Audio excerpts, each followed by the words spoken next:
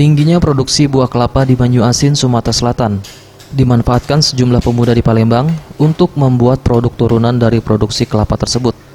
Berbahan dasar buah kelapa, para pemuda ini membuka produksi minyak kelapa murni atau virgin coconut oil. Seluruh proses produksi minyak kelapa mulai dari pengupasan, penyaringan, dan pengemasan dilakukan secara sederhana.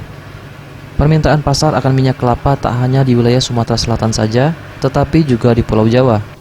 Bahkan sudah ada permintaan dari luar negeri yang membuat mereka berencana untuk mengekspor minyak kelapa murni ini ke luar negeri di tahun 2021 mendatang.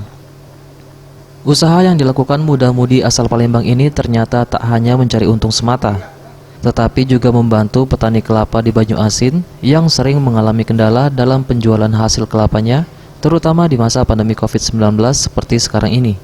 Jadi keunggulan minyak kelapa kita yang pertama, harganya jauh lebih kompetitif karena kita ngambil bahan bakunya langsung dari pusat kelapa Banyuasin. Jadi Banyuasin itu salah satu pusat penghasil kelapa di Indonesia. Sekarang itu penghasil kelapa itu justru banyak di Jawa. Padahal kan mereka tidak terlalu banyak punya ininya. Kalau kita justru di pusat bahan bakunya. Yang kedua, kita memang mengelolanya langsung dari petani.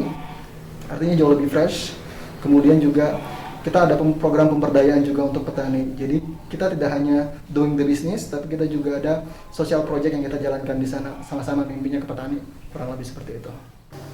Minyak kelapa ini sendiri dijual dalam beberapa ukuran, dari 250 ml hingga ukuran 1 liter dengan harga Rp60.000 per liternya. Selain dari minyak kelapa, para pemuda ini juga menghasilkan turunan buah kelapa berupa nata koko, koko fiber, dan arang. SZPM, Sriwijaya TV.